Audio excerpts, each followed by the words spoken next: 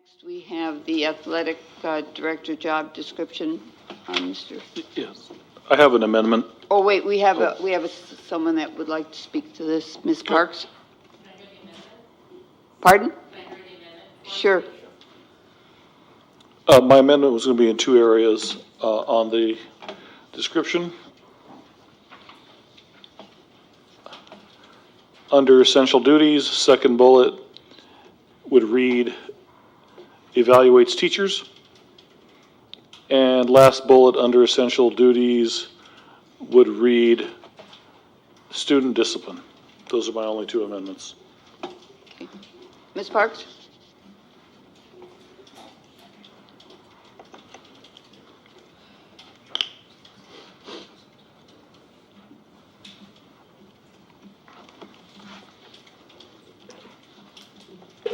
In February 2013, Rich Swift passed away and Rachel Kalohalihi stepped in as the interim athletic director. The program didn't miss a beat. She remained the interim until June 2014 when she was hired as the AD, taught two periods of PE. Last spring, an arrangement which made her a full-time athletic director was made, and she was moved from the NTA bargaining unit to the NUMA bargaining unit. All of this was done without an NUSD job description. During the recent budget cuts, this position was reduced back to being part-time, with her returning to teaching two sections. Even though the MOU that was negotiated for last spring says that the district further agrees to consult with the association if it is contemplating assigning teaching sections to anyone in this position prior to such an assignment. That was not done. Now, before you is finally a job description for a position that has been part of this district for decades. This job description now requires an administrative credential. This was not a previous requirement. I certainly hope that this will not be required of your current athletic director. In fact, I question the legality of adding an educational requirement to a job without a personnel change. I hope you intend to grandfather her in.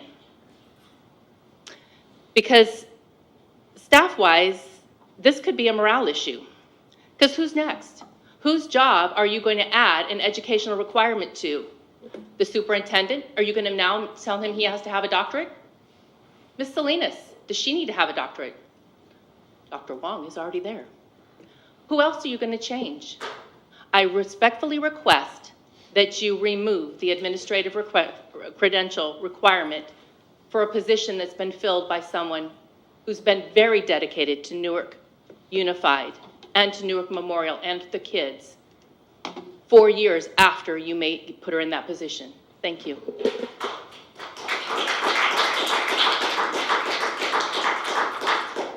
Okay, Mr. Preciado? That's from last time. Oh, that's from last time, okay. Superintendent?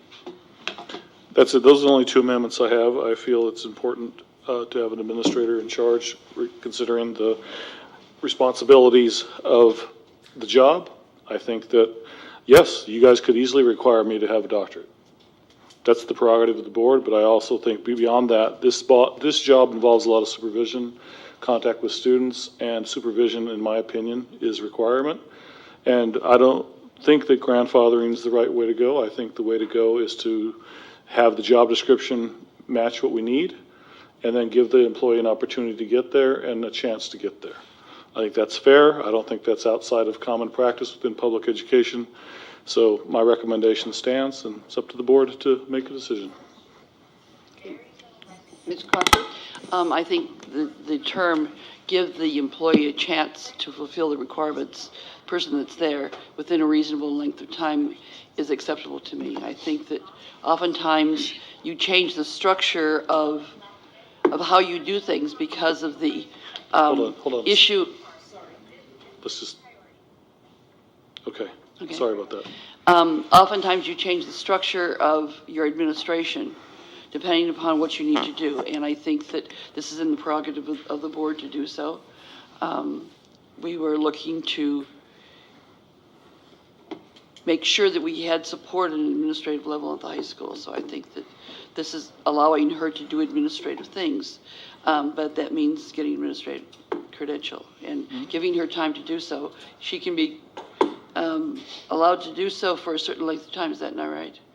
So she can do the job and she can do it as it's described. It just, Stay away from that because we're talking about the job description and then now we're getting into specific people. Correct. good point, Right. thank you. But also in regards to the job description, though, typically, when there's a change or when there's a new job description created, is there a process that entails, posting that position for all to apply to, for example? Right now? Or just as far as typical protocol? Typical protocol would be to create a job description, fly the position. Right. But everything was done a year ago. Correct. And so the move had already been made and the person had already been identified. Okay. There are several factors that led us to today, but here we are.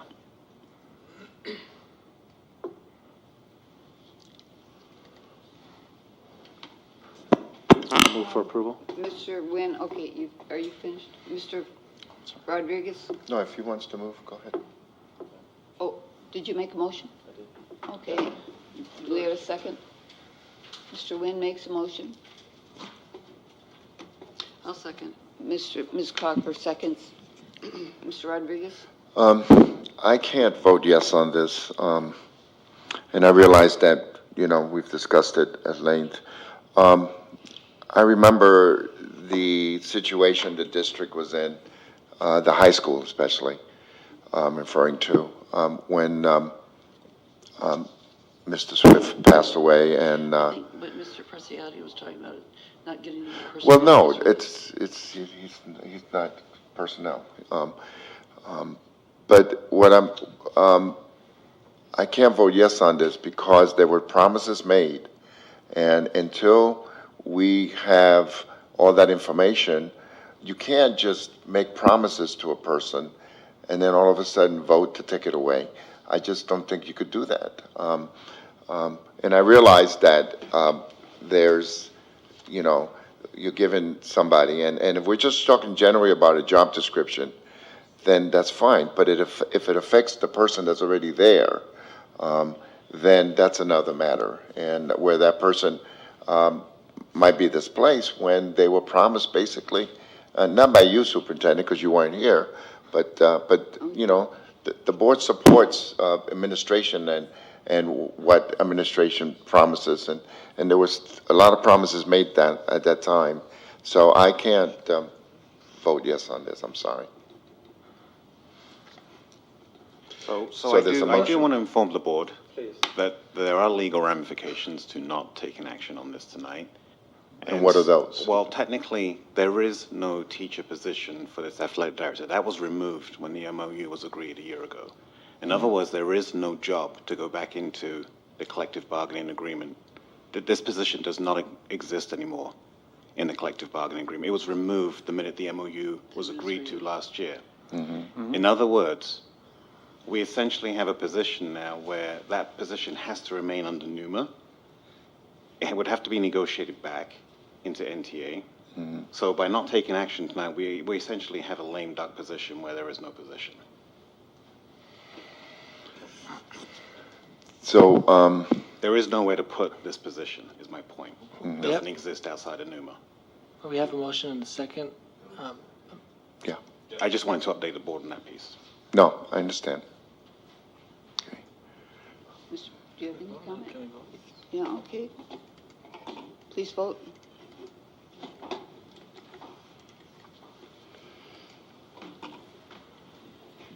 Four ayes, one no. Thank you, Ray. No, you don't.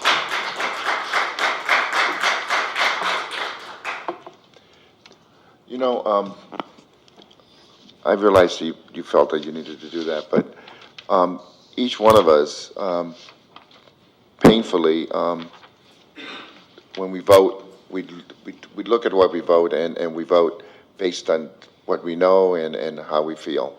And when Member Preciado voted earlier no on the layoffs, I felt that it was inappropriate for President Thomas to basically tell him that he should have allowed us, it's up to us as a whole board to make sure that we have this adequate discussion before we vote on something, and to elicit staff to explain something, especially when it involves a layoff or something, a position that might be eliminated.